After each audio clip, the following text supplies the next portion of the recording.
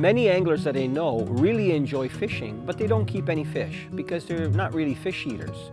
Catch and release fishing is excellent because if you do it properly and the fish swim away, there's more fish for us to catch. To properly release fish, it's important to try to handle them as little as possible, removing the hook as quickly as possible so that they can swim away. To do that properly, it really helps to have some very basic catch and release tools. The simplest tool that every fisherman should have on hand is a pair of 6-inch needle nose pliers.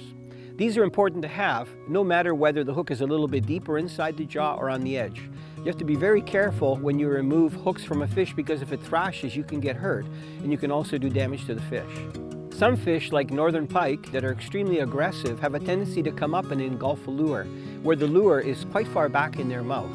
That's where sometimes it's very difficult even to get their mouth open to get your pliers inside to remove the hooks. So there's a tool called a jaw spreader, which if used carefully does very little damage or no damage to the fish, and it helps to keep the pike's mouth open so that you can go in carefully and remove the hooks. In some cases, when you hook a larger fish that's really inhaled the lure, 6-inch pliers just won't do the trick, and then you have to use something called a hook out. What it is, it's usually made out of aluminum or stainless steel, and it's much longer than normal pliers, sometimes 12, 14, even 16 inches long. The hook out helps because you can go right down as deep as you need to, you clamp it down on the hooks, and then you push the hook backward and remove it from the fish safely. The best way to remove a hook properly is actually to push it backwards the same way it went into the fish. It helps if you use a barbless hook or even a hook that has a very small barb.